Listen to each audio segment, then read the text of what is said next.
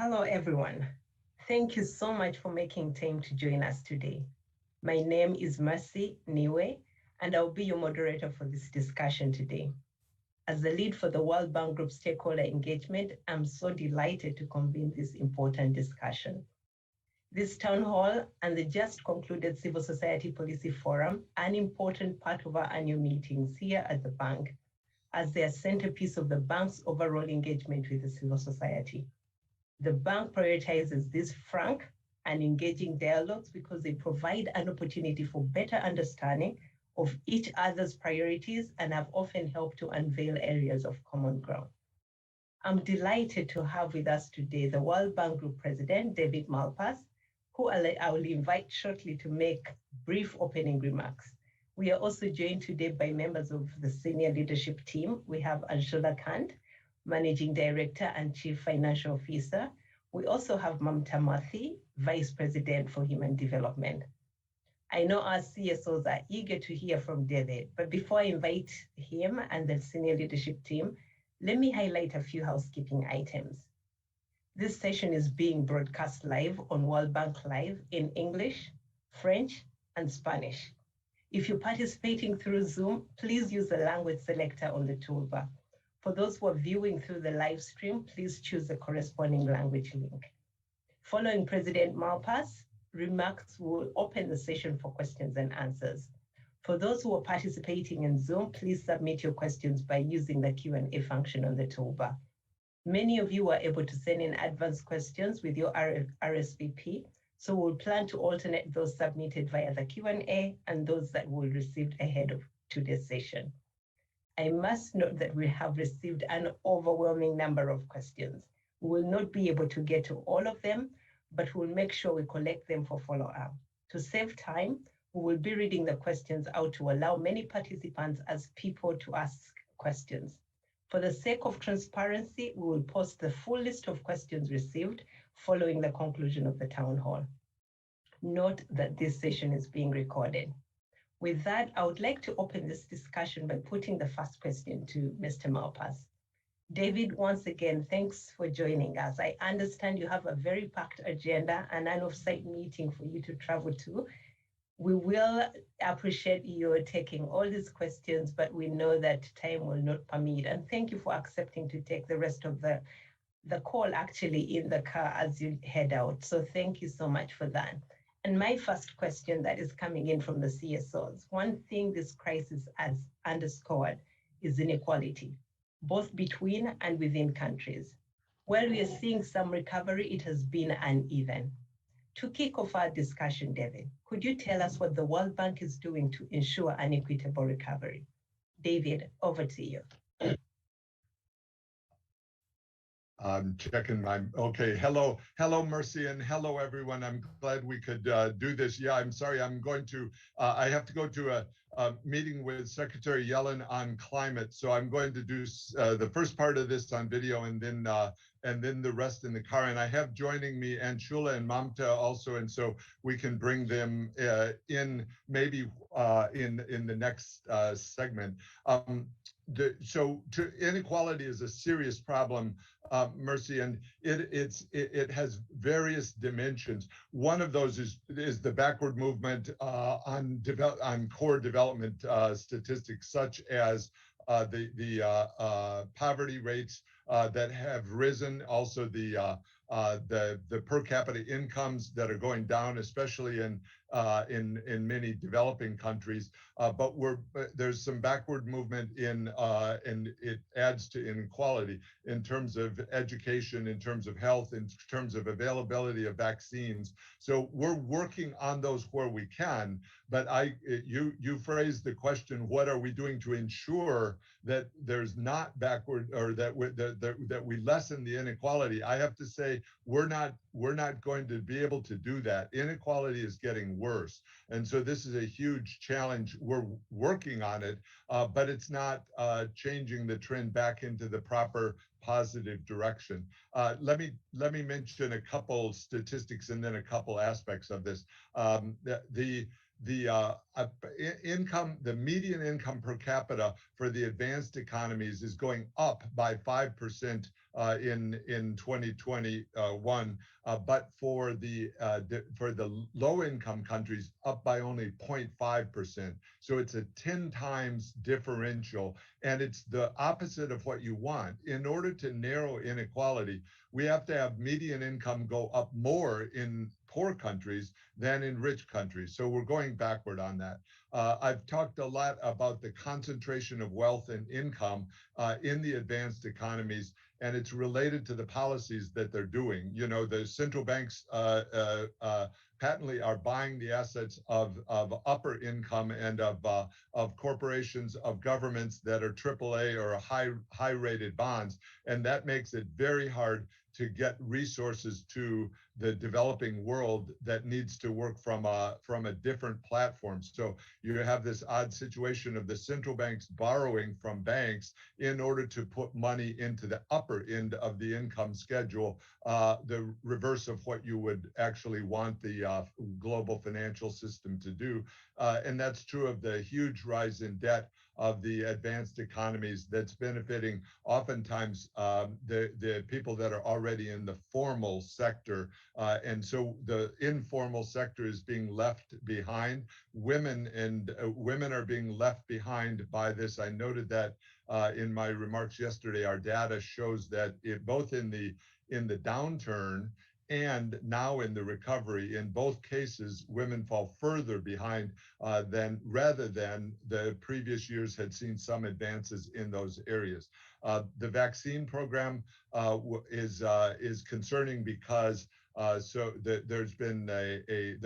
has been over the last year, the World Bank has had huge funding availability and effort to try to get supply of vaccines into the developing world, but it hasn't been as successful as I wanted it to be, and the world is not stepping up in order to allow vaccine doses to go to people in developing countries. So we work on that every day with the manufacturers, but importantly with the governments of the advanced economies, which have a lock on the supply of vaccines. So the important key thing to do is for them to allow their deliveries, the near-term deliveries, to go to developing countries as a way to get more vaccinations done in developing countries. So those are some key areas. I'll mention maybe finally, Mercy, the debt buildup. We released data yesterday from the IDS, which is the International Debt Statistics of the World Bank,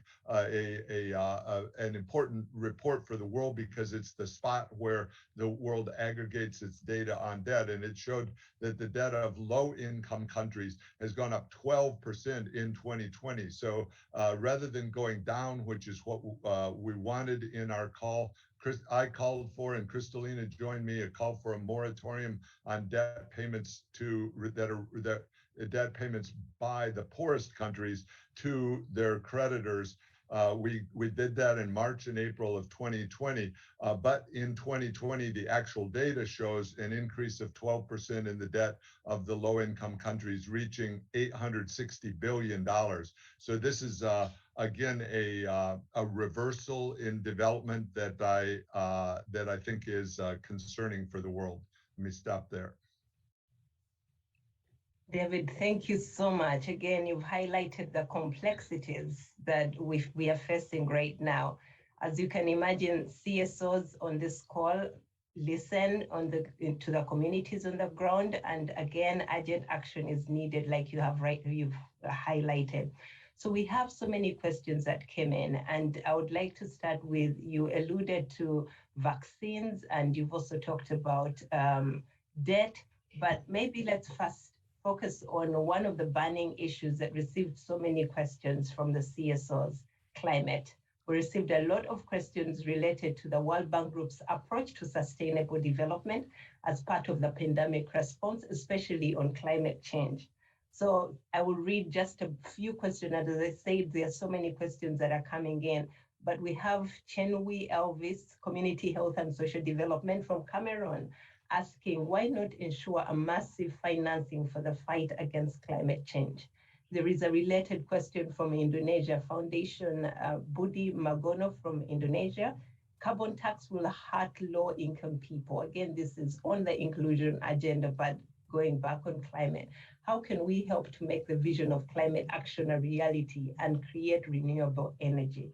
So, David, perhaps you could speak more on what a bank is doing to provide climate finance, address the carbon tax issue, and support renewable energy.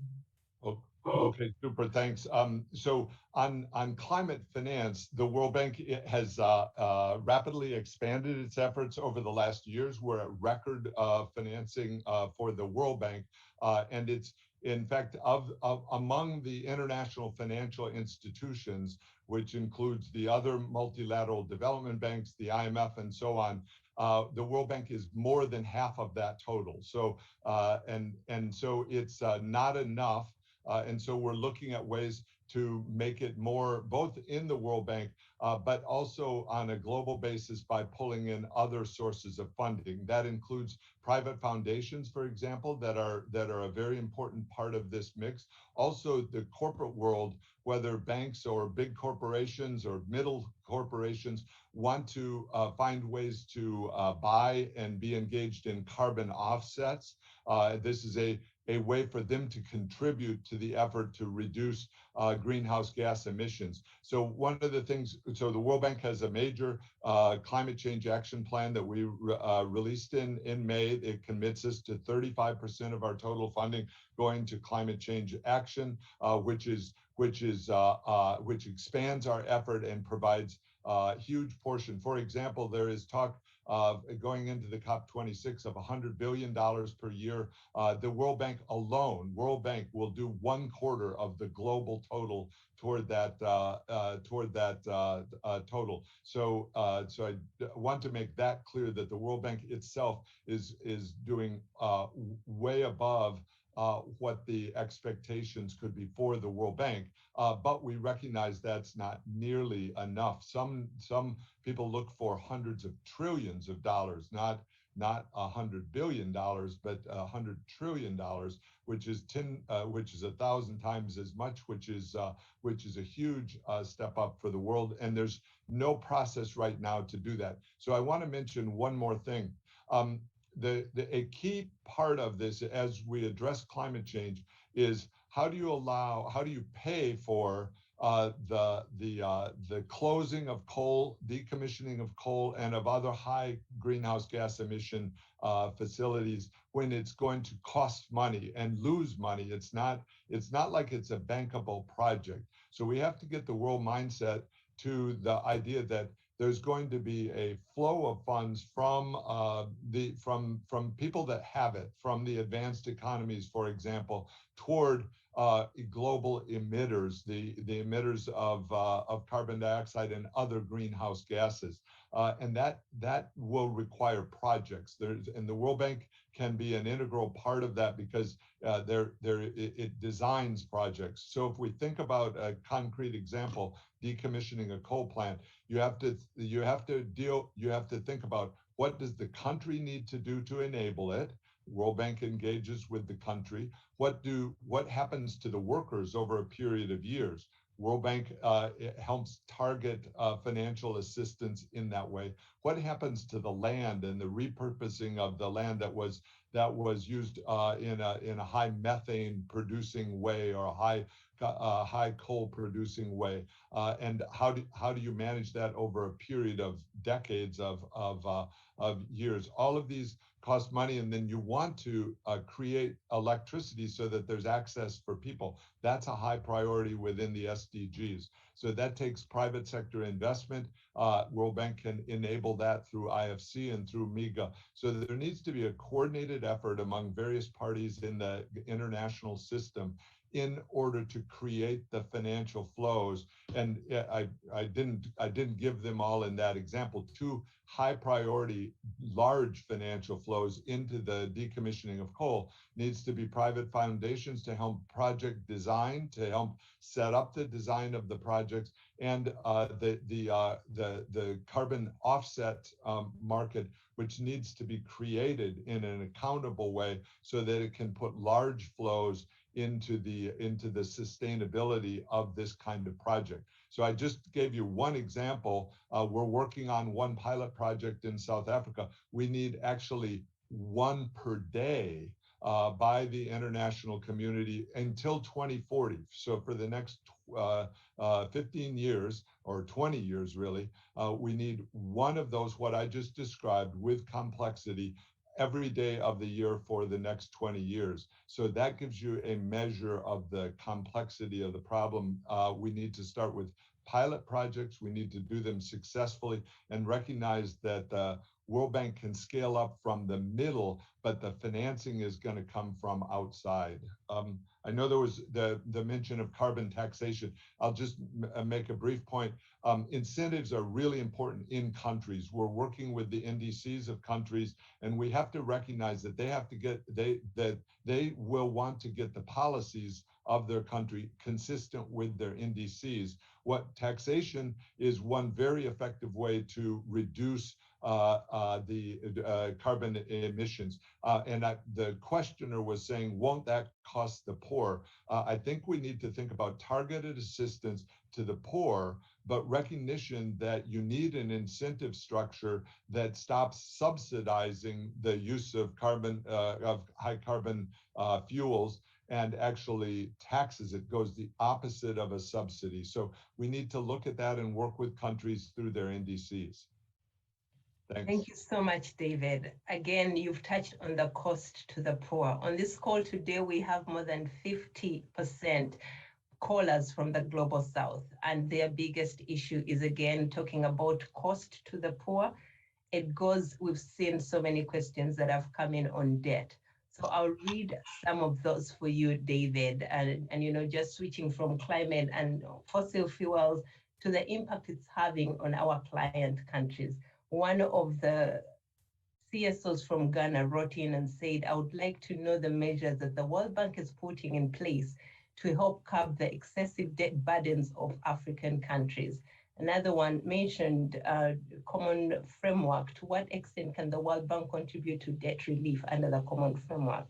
And again, we're just putting these in the same bucket on social drawing rights. How can the bank help channel surplus SDRs to further support vaccine equity and job security? And David, I know if you can finish all this before you move on, and Shula could also come in and support you on this, but we are seeing a tension between the Global North and Global South advocacies on climate change and how they reflect also to the poor who are struggling with food insecurity, who are struggling to pay up debt. And COVID has actually just enhanced the depth and problems that debt can have in these developing countries. So your thoughts on that, David?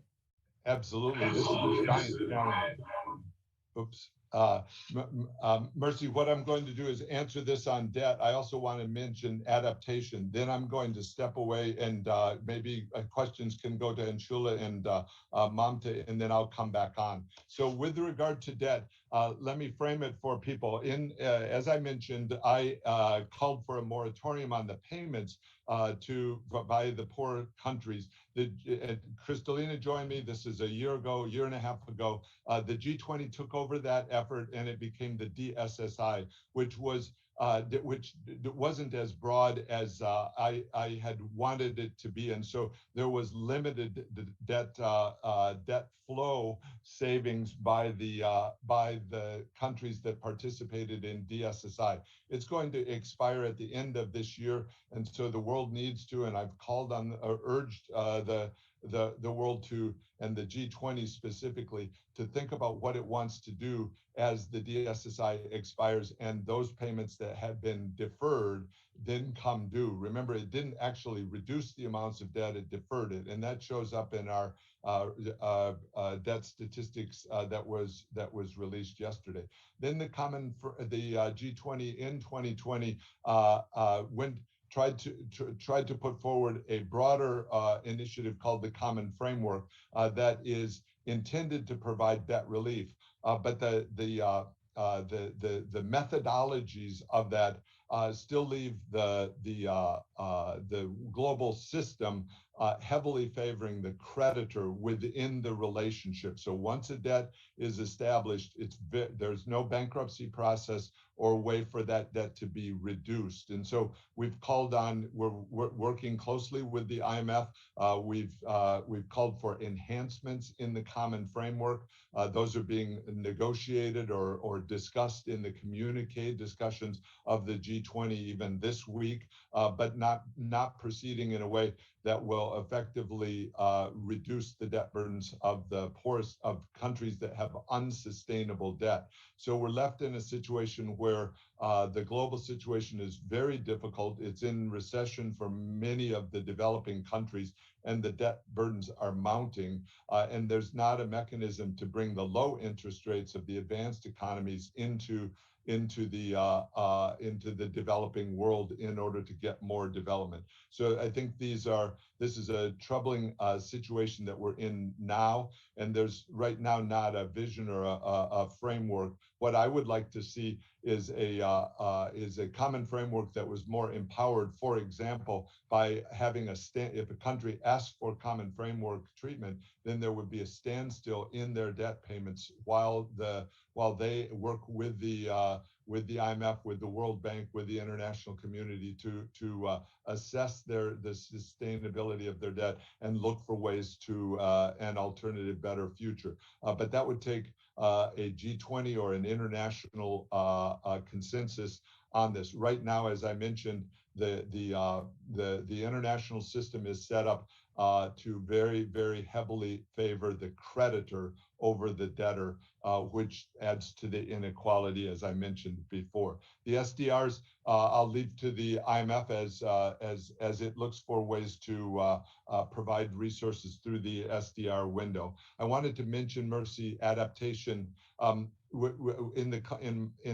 we think about the challenges of the poor, one of the inequalities is that the advanced economies and some of the larger developing countries produce the vast majority of the greenhouse gas emissions, but the impact is felt by people around the world. So it creates an inequality, a problem that you didn't cause that you're having to pay for. And so there needs to be a substantial flow of resources into adaptation. Within the World Bank's Climate Change Action Plan, we commit, as I mentioned, 35% of our total fund financing to climate change, and of that 50% to adaptation efforts, which naturally will flow mostly to the poorer countries, because those are ones that need those resources the most. So we're working on that, but again, the size of the resources isn't going to be enough for the job.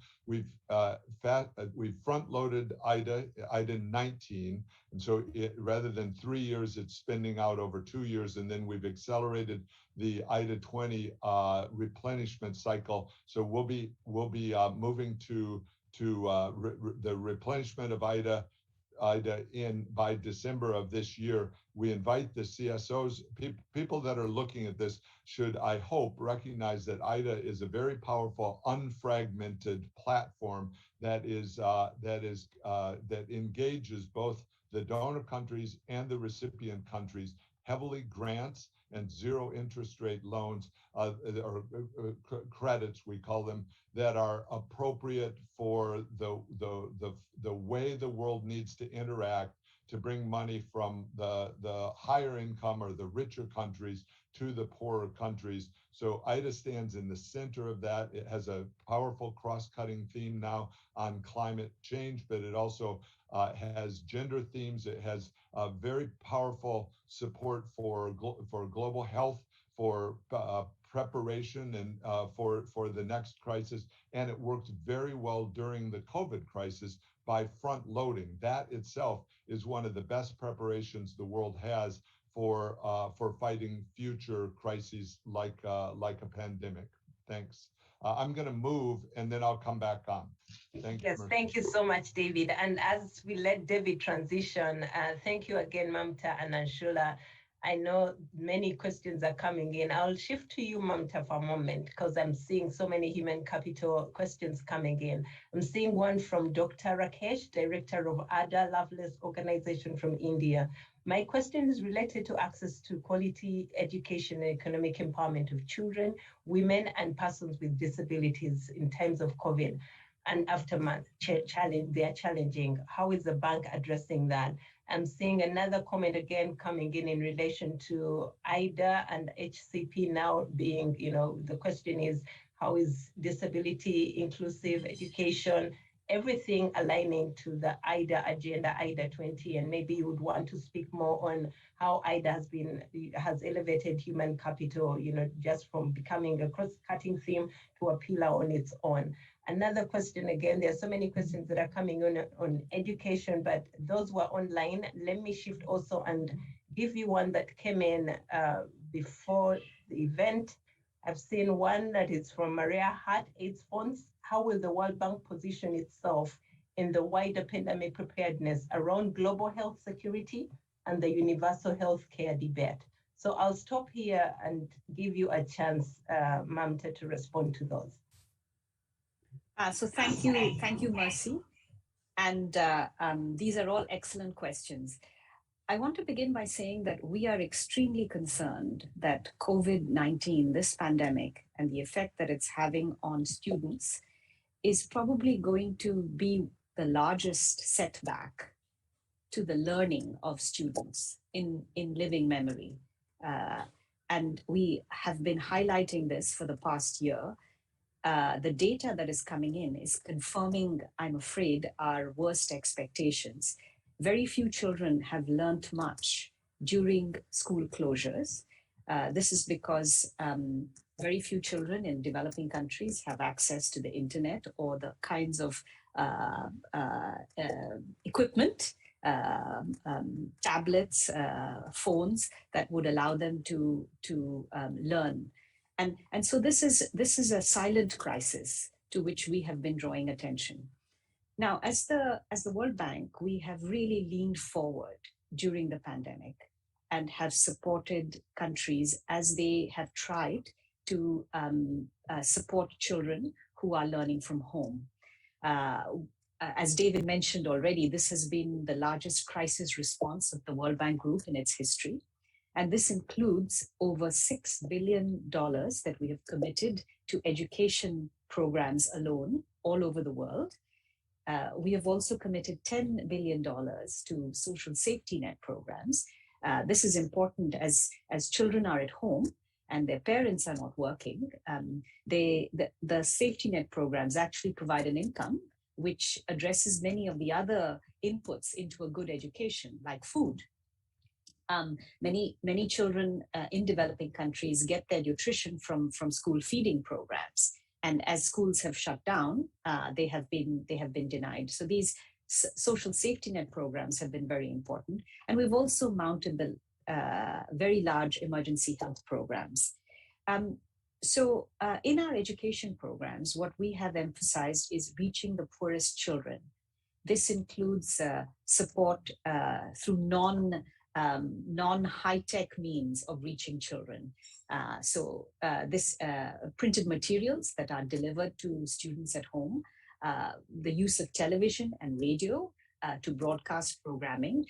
Some of the support we have provided includes the provision of radios and televisions, because many poor children do not have access to radios and televisions in order to learn. As schools are beginning to reopen in developing countries, we have emphasized that it's extremely important to bring all children back to school. It's very important to teach at the level that they are at. Think of a child who was in 3rd grade or 4th grade. School has been closed for a year. They are now entering 5th grade, and they're expected to learn at 5th grade. That's not going to happen unless the whole curriculum and the approach of the teachers is revamped so that they can teach at the level the child is at, so that the child doesn't drop out. Disabilities, which was the specific question that was asked, this is mainstreamed in all the work that we do on education. All our work on education is is designed to support children of all abilities to benefit from education. And this is a commitment that we have made under IDA, and it's something that we're broadening under IDA 20. David talked about the fact that we disbursed IDA 19. We're looking to disburse IDA 19 in 2 years, and we're bringing forward IDA 20. And this is a commitment to students of all abilities benefiting from our programs is a part of our wider commitment under IDA 20. There was a reference to the Human Capital Project. I'm very happy that human capital is a theme of IDA 20. So this, I think this is recognizing the huge negative impact that the pandemic has had on learning, on nutrition, on morbidity and mortality. And so there is a scaled up commitment, if you like, to human capital under IDA 20. Finally, let me just speak briefly about pandemic preparedness. I would say there are 4 things for pandemic preparedness. First of all, it needs to begin at country level, and we are supporting countries in pandemic preparedness. I'd like to mention some investments that we've made in the past, which have proved very useful in COVID-19. This includes support for the Africa CDC. It includes support for surveillance and monitoring capacity in West and Central Africa. This is something that we intend to continue to do. That's the first thing. The second thing is that pandemic preparedness builds strongly on primary healthcare systems. And this is at the heart of what the World Bank supports, and it's a part of achieving UHC 2030. The third thing is that pandemic preparedness requires geographically dispersed manufacturing capacity for medical countermeasures. And IFC, our private sector arm, is playing a very important role here, including ramping up geographically dispersed manufacturing facilities. Finally, I don't think pandemic preparedness can progress sufficiently without additional concessional resources for making the investments. Many countries face a conflict between meeting their immediate healthcare needs and investing in preparedness. And that's why we're calling for additional resources, and we really welcome additional resources, additional concessional resources being put on the table for pandemic preparedness. You talked about NGO from Cameroon, which talked about additional resources for climate adaptation. To that, I would like to add additional concessional resources for pandemic preparedness. Thank you. Back to you, Mercy. Excellent, excellent. We'll come back to you, Mamta, because there are other questions that are coming in on our response, getting vaccines to countries like Yemen, fragile context. Of course, in all people, girls have dropped out of school.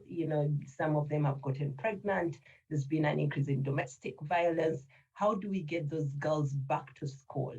Some of them are already married off at a very young age. So those are some of the questions we'll come back to. But if David, are you already connected? Okay, David is still transitioning in that, I'll switch briefly to Anshula as I let you prepare some of your remarks, Mamta. Anshula, one of the questions that has come in, what are the biggest digital challenges member countries are facing? And how can how is the bank addressing this in financing to make sure we have a green and resilient recovery? Anshula, do you want to take a stab on that? Yeah, I'm just trying to connect. Can you hear me? Yes, I can hear you very well, Anshula. Okay, so I think, digital is, of course, the backbone for development in these current times. Can you just give me a moment?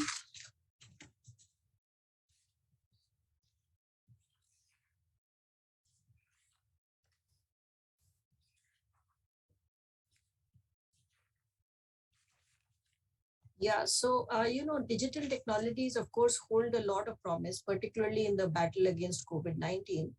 But, there are significant challenges which still persist, and these are around access, they are around usage, and of course, the financing need to bridge the digital divide. So let me give you some statistics. When it comes to access, an estimated 3.6 billion people are still not connected to the internet across the world, including 900 million in Africa. And, coming back to the gender, women have, of course, suffered badly. Only 27% of women in Africa have access to the internet, and only 15% of them can afford to use it. That's important as well. And, the usage gap, that is the bigger challenge. The usage gap is actually 6 times the coverage gap today. And multiple barriers are there which contribute to this gap. And one, of course, is the affordability of the data plans and devices, but also issues related to digital literacy and skills, especially for women and girls who are more exposed to the risks of exclusion. And when it comes to finance, the International Telecom Union estimates the global cost to connect the unconnected at $428 billion US. There must be support for digital infrastructure investments and policies that are primarily designed to incentivize or de-risk private sector-led investments in developing countries. Given these challenges, the World Bank has developed a holistic approach to tackle the digital divide that is focused on digital inclusion, the future of the digital and data economy, and digital risks. So to help tackle the digital divide and promote inclusion, as of June 2021, 149 World Bank projects were active in 34 African countries to support the emergence of a vibrant, inclusive, and safe digital economy. In Niger, for example, we are working with the government on a project mobilizing $100 million US to support policy and regulatory reforms in telecom sector that can help bring mobile broadband services to over 1.2 million people and 2,000 rural communities. To support public service delivery and look to the future of digital economy through our cross-sectoral identification for development, or as we call it, ID4D initiative, we are advising countries and preparing financing for measures and reforms in 49 countries, using digital identification to make cash assistance faster and more transparent, and to shift services from face-to-face online channels while maintaining the best standards of personal data protection, security, and inclusion. So to help manage digital risk, that is another area we are working on. The World Development Report 2021, we are advising countries and sharing expertise on establishing good practices when it comes to data protection, data governance, and cybersecurity. Back to you, Mercy. Thank you so much, Anshula, for that detailed response. And I can see David is back with us. David, thank you for joining. And I'm going to shift more to the harder questions that are getting a lot of likes from CSOs. And one of those is doing business. So we have Accountability Council Megan Pearson asking, how will the bank respond to the failures of the Doing Business report to prioritize community-driven development in future learning practices? Louise Vieira from Bretton Woods Project, what actions must the World Bank take to address the damage to its legitimacy resulting from the Doing Business scandal? Flora Solkin, Society for International Development, what is the World Bank doing to systematically reform its flaws in light of the recent Doing Business report? And David, many are coming in on that, and the focus is not so much on what went wrong, but how do we bounce forward to create an environment for, for us, for the investors to be able to go do business correctly. So over to you, David. Okay, thanks, Mercy. And to repeat, I'm on my way to see Secretary Yellen and a group on climate, which they have scheduled. And so I apologize to the CSOs. I think they were scheduled first. So there's a mix up on that, because what CSOs are doing is vitally important to the way the world works and the way the development works.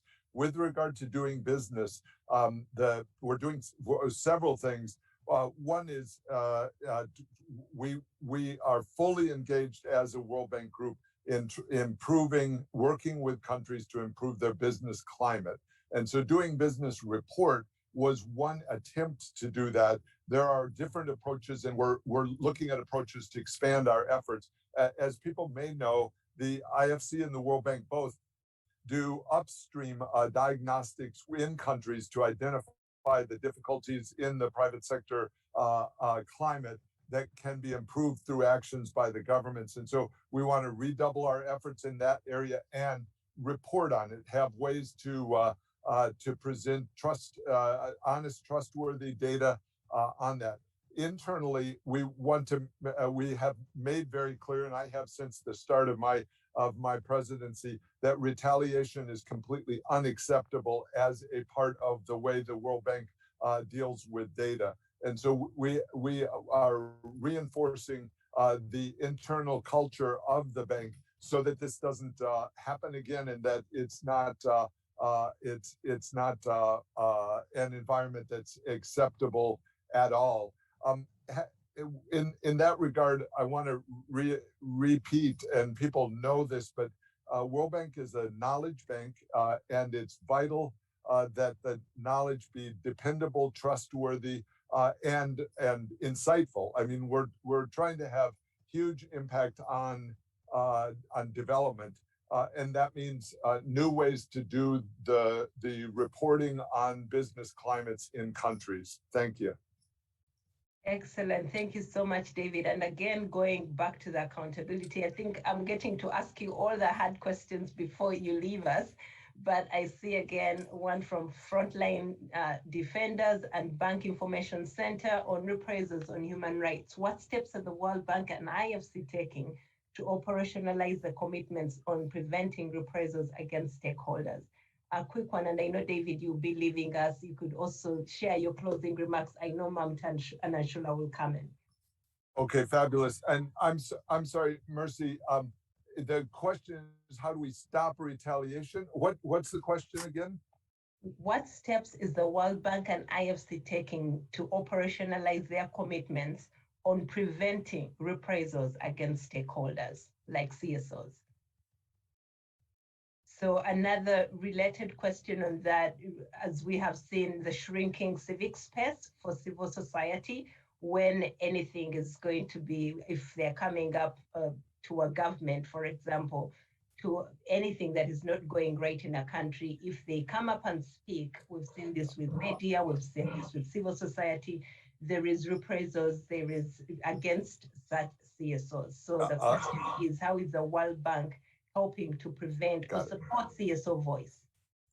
Understood. Well, that's a mainstream engagement in country through the country programs. And so if countries are doing that reprisals, then that should be a core part of the dialogue from the CSOs to the World Bank, and then a core part of our governance work in the countries so that that's not happening.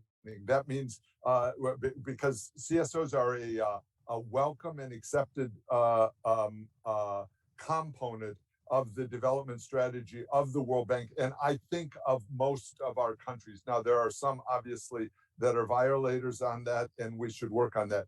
In addition, I'll mention the sanctions process of the bank as far as if contractors are doing things that are against practices, then there's a robust process within the World Bank to sanction those contractors and mitigate and make sure that that is not happening with the efforts of the contractors. And that actually is it doesn't get very much publicity because it works hard, and there are a lot of efforts by the World Bank in this regard.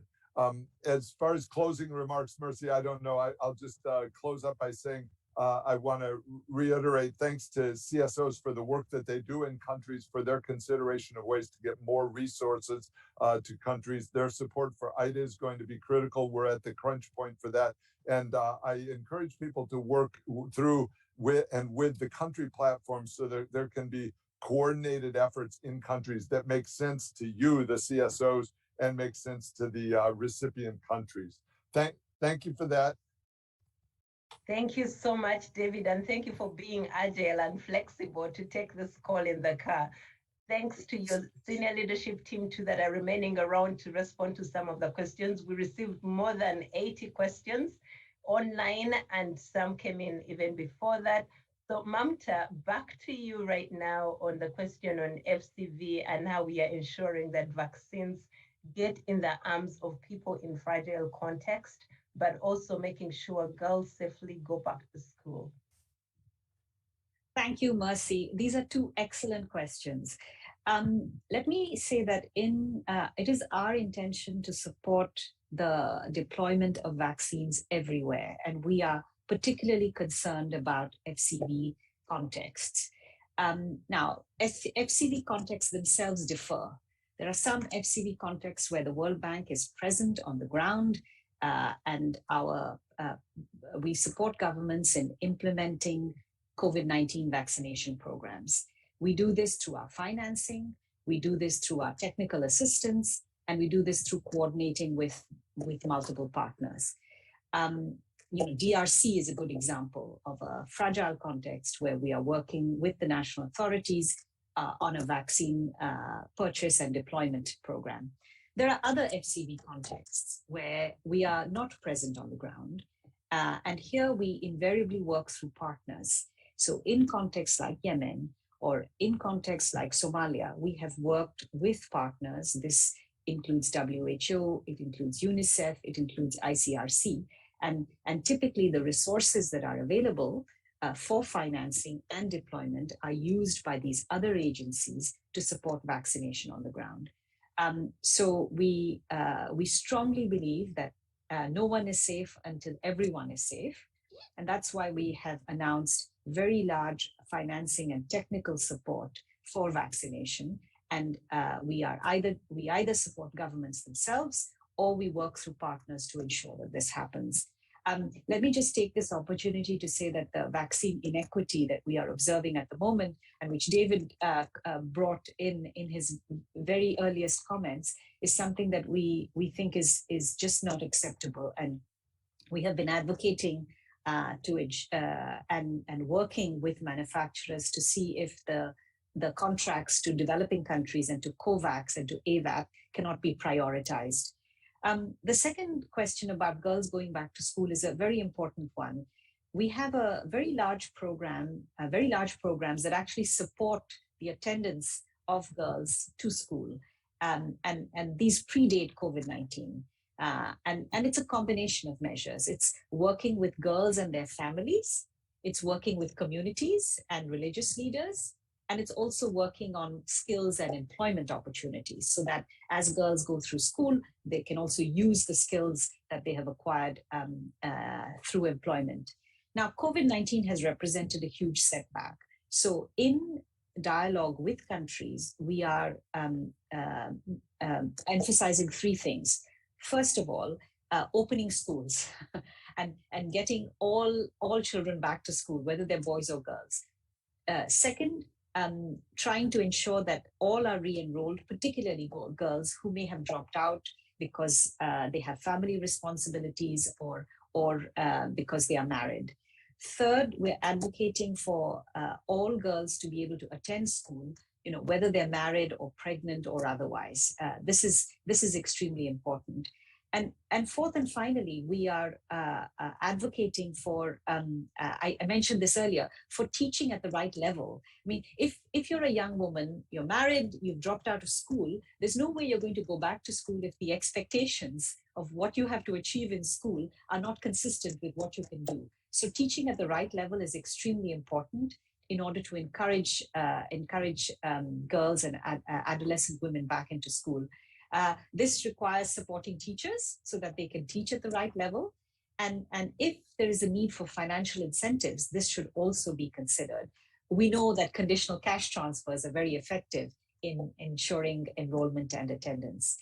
So there's a lot that we're doing in this regard because it's extremely important not to lose this opportunity to make sure that everyone gets a complete education, both boys and girls, but girls especially. Thank you so much, Mamta. And as you think about your closing remarks, there's another question that's coming in on global vaccination rates and boosting vaccine production from Anita Thomas. But let me first shift a little bit to Anshula. And I know David would have loved to respond to this question from Oxfam on climate finance. Oxfam and other CSOs try to verify the numbers the bank reports with available information disclosed, but with little success. The question is the bank committed to improving transparency, disclosure for reporting of its climate finance, especially on how the bank allocates its climate finance at project level within its development policy operations. Anshula, going to take a stab at that? Before I come to that, I just want to go back for a bit to the debt issue. David talked about the DSSI and talked about the common framework. But I just want to also highlight that IDA 20 has debt as a cross-cutting theme.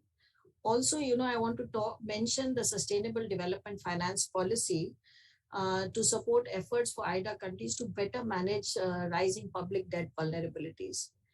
I think most people know that SDFP was introduced in July 2020, which means it came into effect during an exceptional year for global economy and for IDA countries, and when the COVID-19 crisis had further exacerbated the already very high public debt vulnerabilities. So, despite a very challenging domestic and external environment at the country level, the first year of implementation of the SDFP has been successfully completed. And I'm happy to say that 93% of the countries who were, under the purview of this SDFP have completed this satisfactorily. We will be publishing a progress update of the SDFP on our website towards the end of the month. So you can get a better sense, the CSOs can get a better sense of the results achieved to date.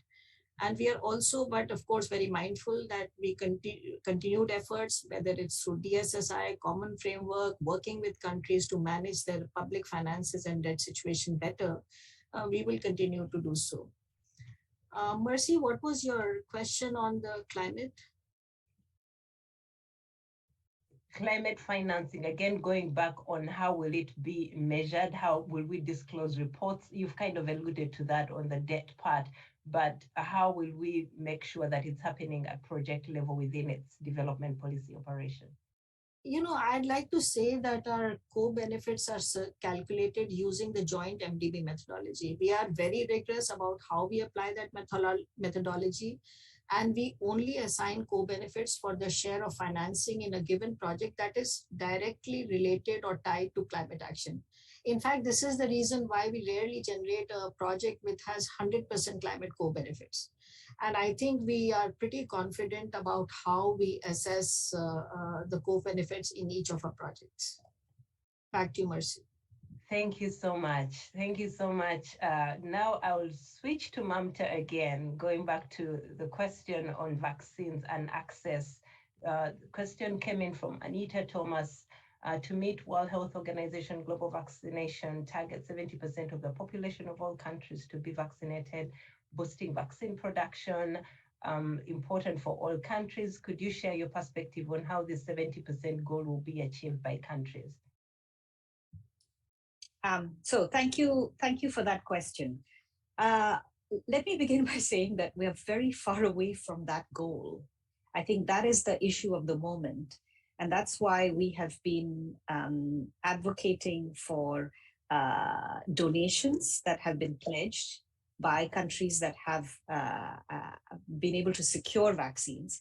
The donations that have been pledged that they should be made speedily. That's the first thing. The second thing is we have been saying that the contracts that have been placed by COVAX on behalf of developing countries, by AVAT on behalf of the AU member countries, these need to be prioritized.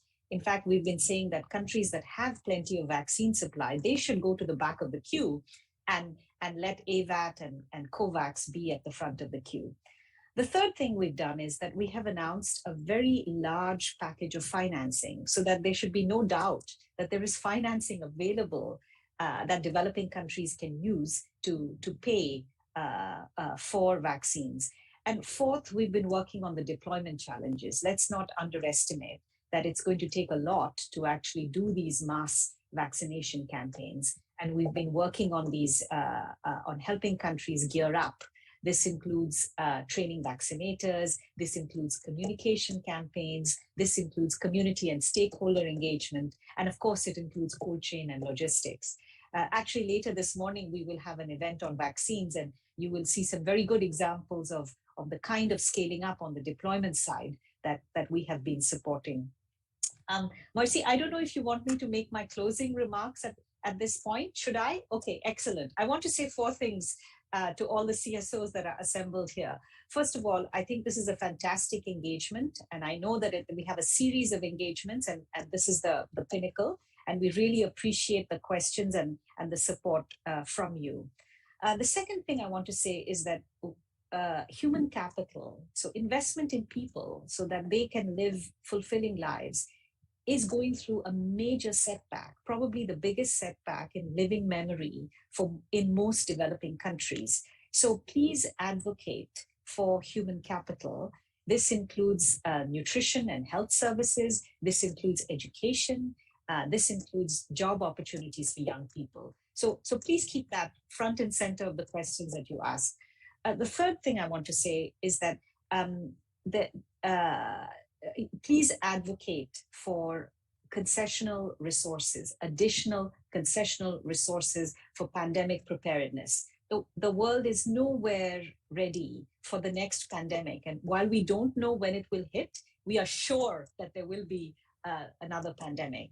And just like you're advocating for climate resources, please advocate for pandemic preparedness resources. And finally, please continue to advocate for vaccine equity. To me, it is unconscionable that we are in the situation that we're in, and your voice can really add to all the others that are advocating for vaccine equity. And this will come with greater transparency as well around how many doses are available, who are they contracted to, are the donations that have been pledged being made, is our developing countries being prioritized? So with that, let me hand back to you, Mercy. Mamta, excellent asks to our CSOs, and they've already been ahead on this game. Asks on around human capital, advocating more for vaccine equity, pandemic response, climate. I'll make sure we keep repeating that note to our CSOs, but they're already ahead on that. So thank you for that. Anshula, some closing remarks. Just a couple, and to take off from what Mamta said, I think, we've come very far with the support of civil society organizations in our IDA 20 replenishment process. And we are in fact looking for a very ambitious replenishment. I'll just second what Mamta says. Alongside all of that and little more, which IDA 20 will do, we continue to look for civil society support. They have supported us all along in this process. We are at a very good place right now. And their advocacy, their support in the donor capitals is really of crucial importance at this stage and for us. So continue your support and continue to work with us. And we really look forward to a wonderful replenishment through October and up to December. Back to you, Mercy. Thank you so much, Anshula and Mamta once again. And David, I know he's off the line, but thank you again for joining this town hall and for your thoughtful, insightful questions. Over 300 participants registered, and we have so many watching online. I know that there were a large number of questions, more than we could get to in this allotted time, but rest assured that we'll have them collected and we'll follow up via our newsletter or other ways, but we'll make sure we respond to these questions. I would like to summarize this call by just, letting CSOs that we have had the topics you asked about today, topics such as human development, debt, the role of private sector in development, transparency and accountability. They remain very important topics of discussion. There is a shared concern between the World Bank and civil society on the urgent and imminent threat posed by climate change, and a call for even better ambition to ensure a resilient and sustainable future for people and planet. Overall, we've heard that you want to continue working with the bank, but we need to do more, especially protecting communities that are vulnerable. Lastly, we want to welcome you to join us. For those of you who already registered for the annual meetings, there will be an EDs roundtable, that is a meeting with our board of directors, where we shall continue to have these questions discussed in that setting. But for now, I would like to thank our panelists. Mamta, thank you so much. And Shula, thank you very much for joining today's call. Once again, thank you everyone, to all the CSOs that have called in. Thank you and have a great day. Thank you, everyone. Bye. Mercy. Okay. Bye-bye now.